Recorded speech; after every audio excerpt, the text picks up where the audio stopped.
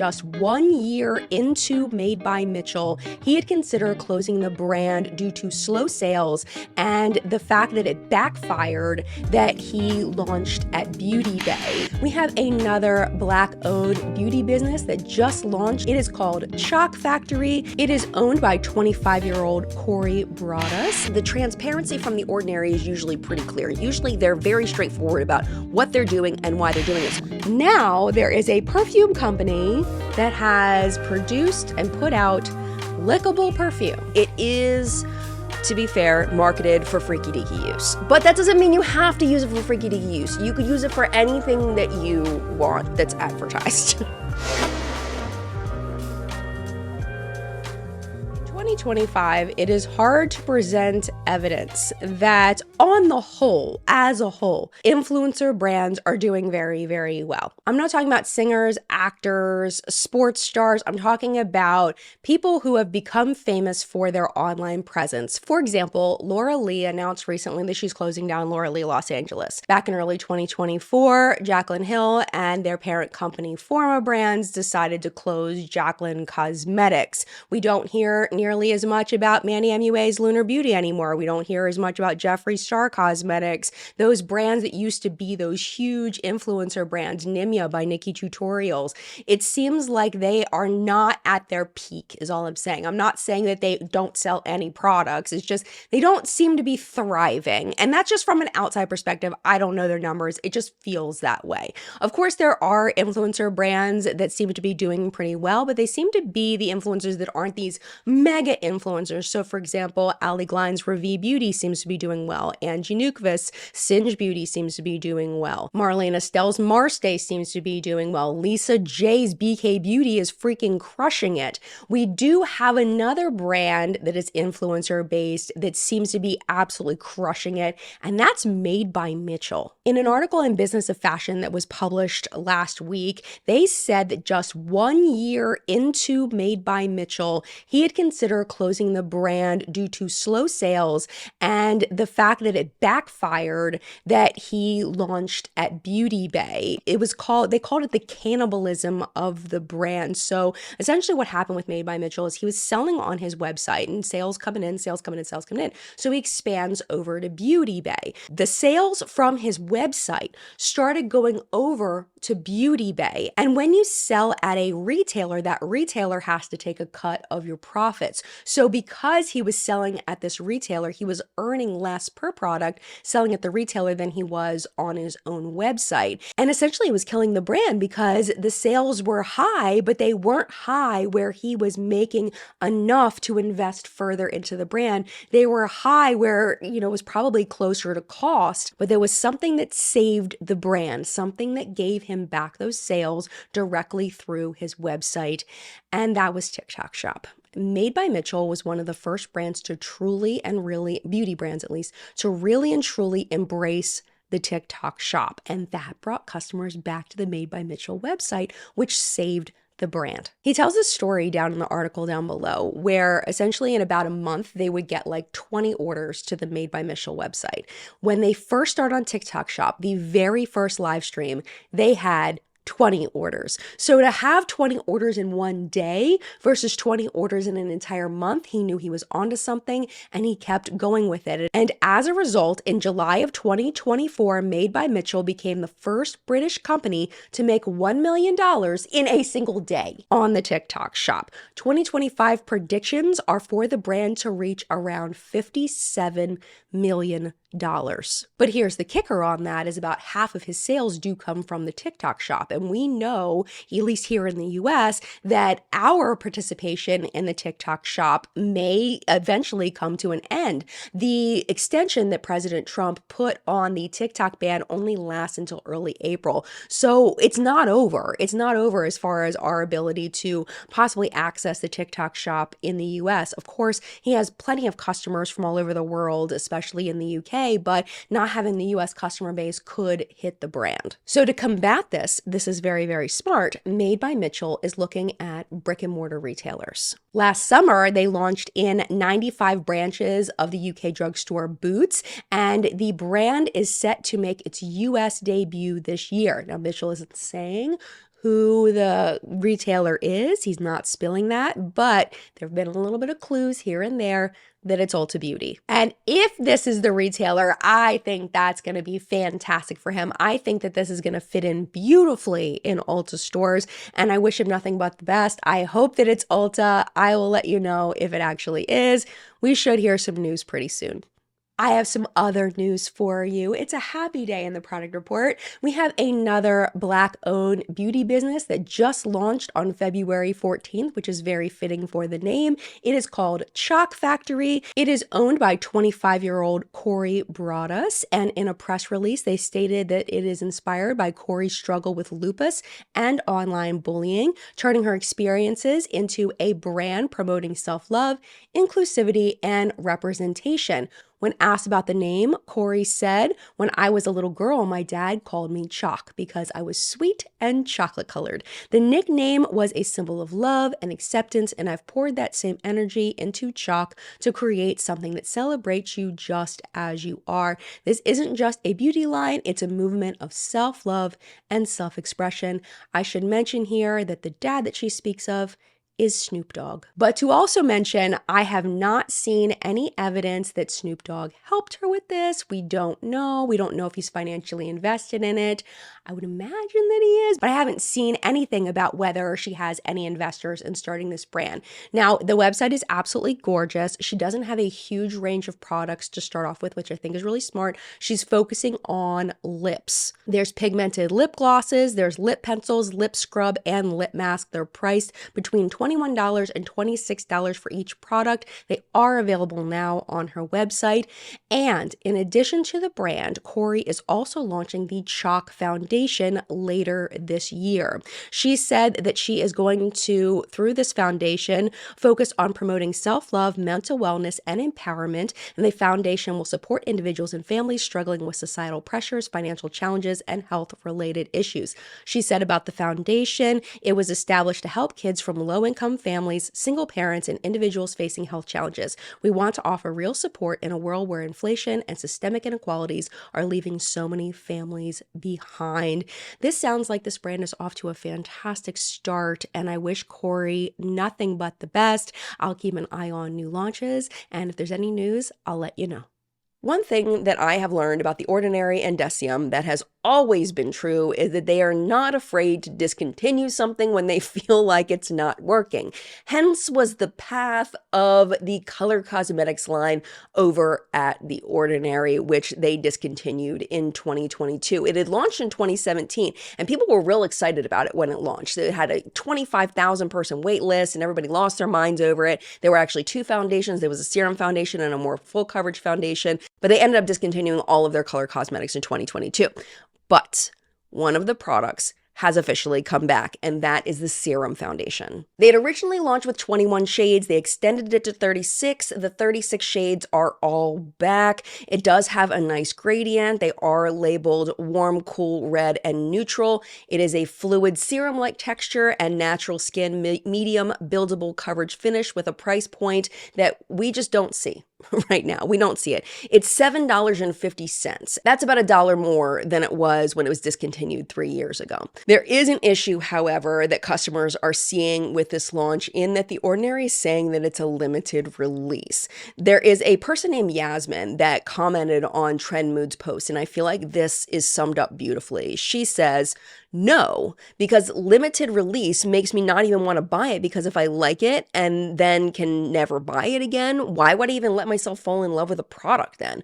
To which The Ordinary responded directly. They said, "The facts are facting here. We'll share this with our labs," because that does make a lot of sense. Like, why would you, if you knew a foundation was limited to release, why would you even bother to buy it unless you knew it was something you just wanted to try and you didn't really care whether you ever were able to get it again? I can see that point of view, and it is weird. I've never heard of a foundation being specifically limited release. I could could be wrong, but I don't think I've ever heard of that. And I don't know if I ever tried this. I feel like I might have, because there was a period of time when serum foundations were a thing. Like Bare Minerals had come out with a serum foundation and had this weird brush that had this little like hole cut in it where you were supposed to put the foundation in, which was super weird, but it was like a time when serum foundations were big. And I feel like it was around that same time, so I may have bought it, but I honestly don't remember it. I do feel like, though, a serum foundation does fit into today's market just like it fit in back then. It's like a good time to relaunch it if they were gonna relaunch it, because there's a lot of foundations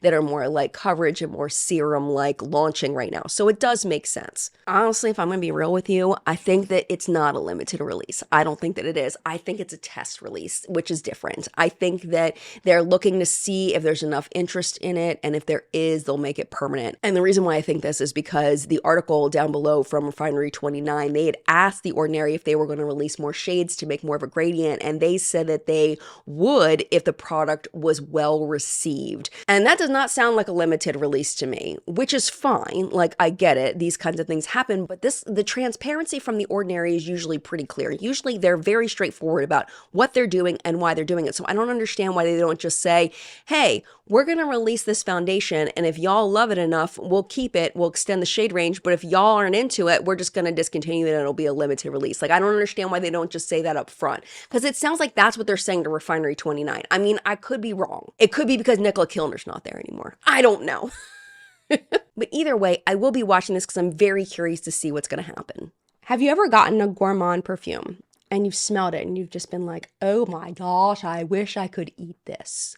Now there is a perfume company that has produced and put out lickable perfume. It is real. It is called Amorec Co. Amorec, Amorec Co, because I'm imagining More Co was probably taken. They did launch their Instagram back in December, but this was just posted in a Hunters group, so I didn't know about it, and I think it's pretty cool, so I wanted to share it with you. They only have one scent so far. It is called Late Night Gelato. It is, to be fair, marketed for freaky deaky use. But that doesn't mean you have to use it for freaky deaky use. You could use it for anything that you want that's advertised. The 15 milliliter pocket-sized pleasure companion is 26 pounds, or you can get a full size for 58 pounds. That translates to $33 and $73 USD, or $47 and $104 Canadian, respectively. I don't know. I can see a market for this. I absolutely can. I don't know. I'm a fragrance person. I like fragrance. I like gourmand scents. And I feel like the packaging and the marketing is a little more elevated. It's not giving pure romance vibes. Like, it's giving like nice, elegant sex vibes. And I don't hate that. I don't hate it at all. Last week in the top news segment, we talked about brand loyalty and how brand loyalty is kind of disappearing in the beauty space for multiple reasons. The first thing is just that there's so many freaking brands out there to choose from at this point. And the second one, in my opinion, is that brands just aren't focusing on making sure that every single product they come out with is good. They rather release a mediocre product on time than release a great product and go off of the timeline. And, you know, when you buy a product from a brand and it's amazing, and then you buy a second product and it's just kind of mid or it sucks, then your brand loyalty shot is what it comes down to. And a brand that I feel like that's not typically in the beauty space that has my heart that's like this is Ninja. And I'm going to get to the beauty stuff in a second. I do have a point to this, I promise. But Ninja, okay, I have a love. I have one of those countertop grills. I have one of those countertop oven things. I have a knife set. I have their pots and pans. I have their blender. I replaced my freaking busted ass Keurig with the Ninja one, and I will never go back to Keurig ever again. Literally every single product I've ever bought from Ninja, I have absolutely loved, except for the creamy. But to be fair, I never even used it. I just looked at the directions and was like, oh, this is going to be too much work to make sure I have these ingredients, and I just returned it without using it. So to be fair, I don't hold that against them. Anyway, my point is bringing this back to beauty, that Shark Ninja, which is the owner of Ninja, has come out with an LED face mask. This is the Shark Cryo Glow. It is a med spa inspired under eye cooling and LED anti-aging and acne clearing mask, combining high energy LEDs, deep penetrating infrared, and under eye cooling cooling. It was developed, they say, by dermatologists, backed by clinical testing. The mask uses IQ LED technology, which they say provides dermatologist optimized treatments of high energy blue, red, and deep infrared light, while InstaChill technology soothes and energizes with 3 adjustable chill levels. They say that the technology delivers 5 times more energy to minimize fine lines and reduce acne. InstaChill technology visibly tightens under eyes. It's clinically tested to improve acne and smooth skin in 4 weeks. Now, I'll show you the pictures of the clinical trials. In a 12-week clinical study with 59 subjects in daily use in skin clearing treatment mode, users saw 34% more radiant skin, 20% firmer skin, and 30% reduction in improvements in redness after 8 weeks. Here's the rub. It's $350, which, to be fair, fits in with the higher Ninja price point. It fits in with some of the more expensive masks, but that is a barrier for a lot of people of whether this is good or not. As you know, I very rarely invest a lot of money in products. I bought it. So it is on the way. It'll be here in a couple weeks. I will definitely let you know how it goes. Speaking of that, the last thing that I invested in, I don't even remember when I bought it. The foundation machine that I purchased many, many moons ago, that still has not arrived to me. I feel like it was at least 6 months ago that they said it would be shipping within a month. I did get notification that it was shipping in March. So hopefully I will have that foundation machine soon. And maybe you'll get like a classic JENLUVS reviews makeup review video for it. I think it'll be worth it. I would love to do that. And if you want to watch it, you can watch it. If you don't dig on it, that's okay too. But if you all are interested in product reviews, I think that the Shark Beauty LED mask may be a really good thing to review. Let me know what you think. Makeup brands have learned that infusing skincare into their makeup products is marketable. It's something that customers are interested in. And also, on the flip side, skincare companies are now dipping their toe into color cosmetics. And we talked about this at the beginning of the year. I think it was in a live chat, talking about how I personally felt like that was going to increase, that makeup skincare hybrid concept was going to be even more in 2025. And it is happening. We have, over the past couple of weeks, Glow Recipe launching color cosmetics. Glow Recipe is a K-beauty skincare brand. They have released a flush. They don't want you to call it a blush. They want you to call it a flush. It's a blush. But they call it a tinted cheek serum. It applies with a doe foot and is made with redness calming Centella asiatica and 3% niacinamide for brightening. The pigments themselves, which I have never heard of, are coated in jojoba oil. Never heard of that, but I think that's really cool. That's like, because jojoba oil is great for skin balancing. I love that. Apparently, Glow Recipe invested in clinical trials that showed that regular application can measurably increase skin hydration, plumpness, and tone. And if you're interested, it's available now at Sephora and on their website. There are currently over 600 brands available at Ulta Beauty. So why not add a few more? The brands I'm about to list have either launched over the past couple of months at Ulta Beauty or they are about to launch at Ulta Beauty. We have Holo Taco, Christine, Simply Nailogical, Holo Taco, extremely popular nail products. Those have been available, I think, for the past couple of months, but I haven't talked about it here. So I wanted to let you know since we're on the topic. We also have California Naturals. Now, California Naturals is a hair care brand that was started by Shelby Wild. And again, we have a Forma crossover. Shelby Wild used to own Playa Hair Care, which was acquired by Forma, and she was completely screwed in the bankruptcy. And it was really bad for Shelby. It was terrible. So I'm really happy to see her with another brand and happy to see her thriving and in Ulta Beauty. I think that's absolutely freaking fantastic.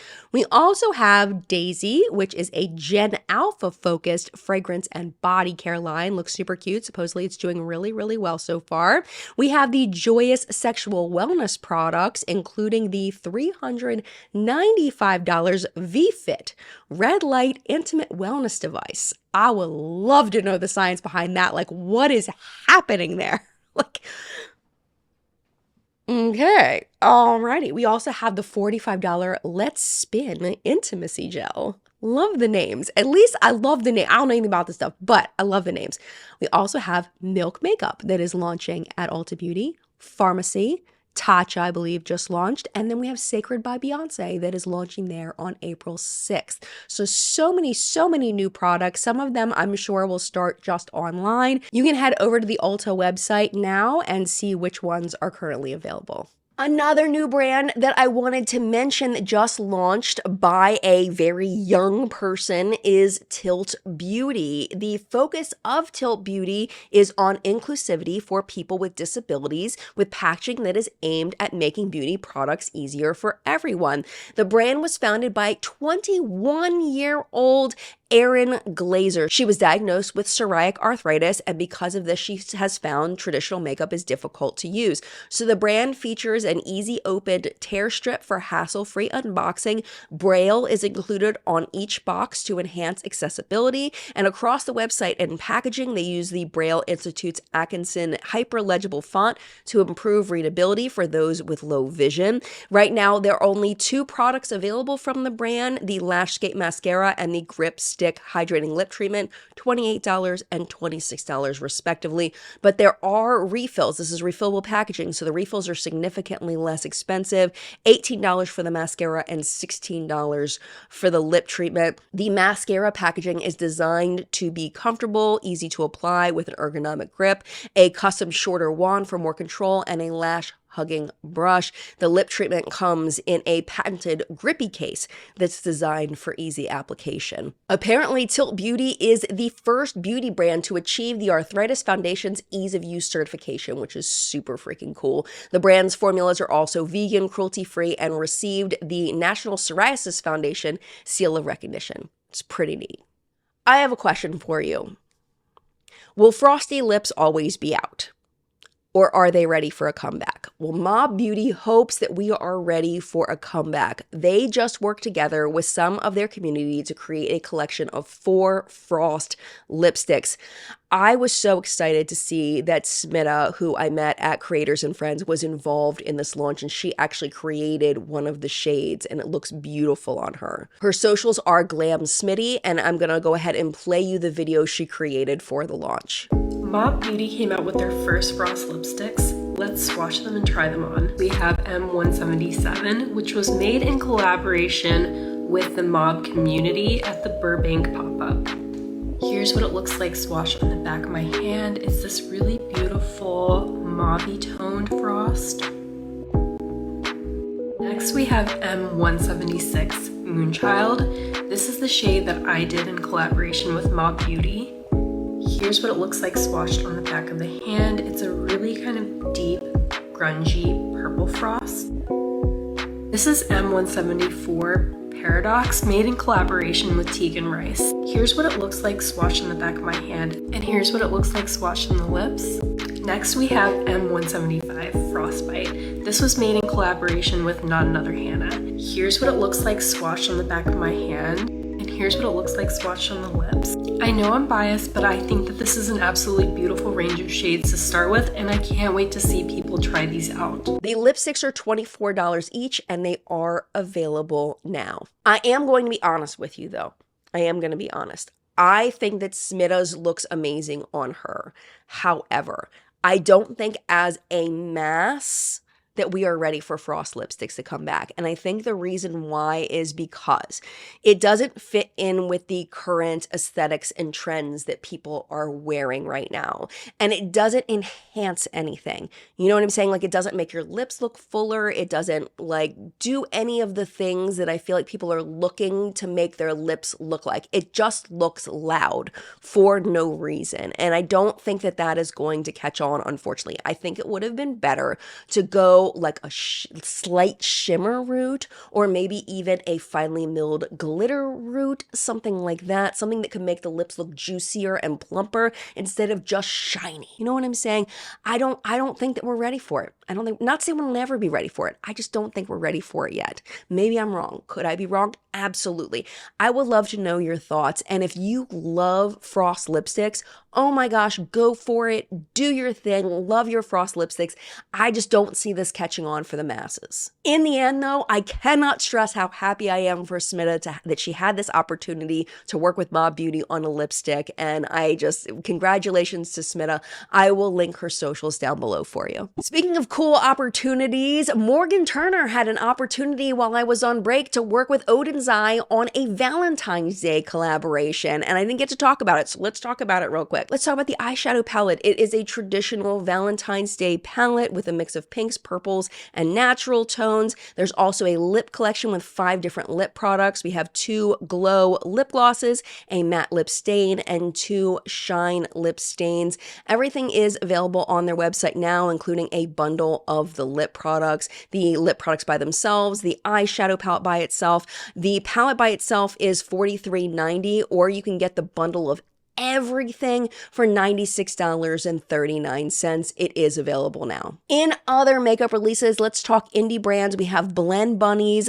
Beauty Below palette. It just launched. It's $45. This is so interesting. It's 24 shades in a magnetic palette, and they did set it up in quads on purpose, all representing the dark side of mermaids. So cool. And the darkest lore that accompanies them. I love that branding. It's neat. It's nice to get something for people that love those darker shades, because I feel like a lot of eyeshadow palettes now cater to people that like bright or people that like light, and then there's a smattering of deeper shades. So it's really nice to have like a grungy deep palette for people that really love those kinds of colors. Artitude's Valentine's release was the Ink and Roses palette. Again, just a really nice color story, but it is a fun departure from that traditional Valentine's Day color story. I do have it here. I did wear it on my face today, so we'll talk about this a little bit more in PR Purchase Product of the Week. Thank you to Artitude for sending this over. Just 3 more launches that I want to highlight for you. Glamlight is now teasing their Twilight Breaking Dawn collection,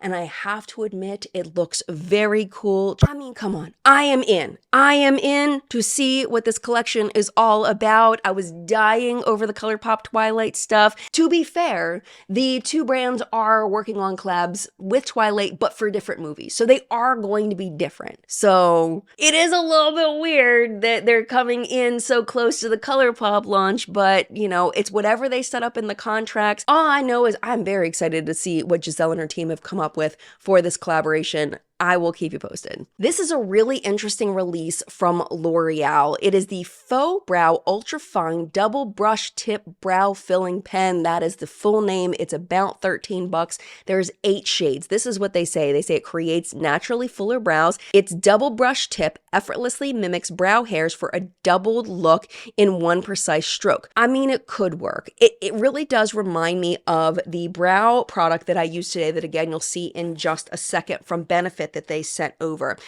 I think the key is these really little teeny tiny, focus baby, these little teeny tiny tips. I think that that's the key to it. When you make them too thick, it doesn't work for brow hairs. It just looks like a clumpy mess. So this does look really fine. I think it's kind of weird that there's a space in the middle, but at the same time, thinking about it, it may give people more control of the placement of the hairs. I don't know though. Like, I guess you could turn it one side or the other. I don't know.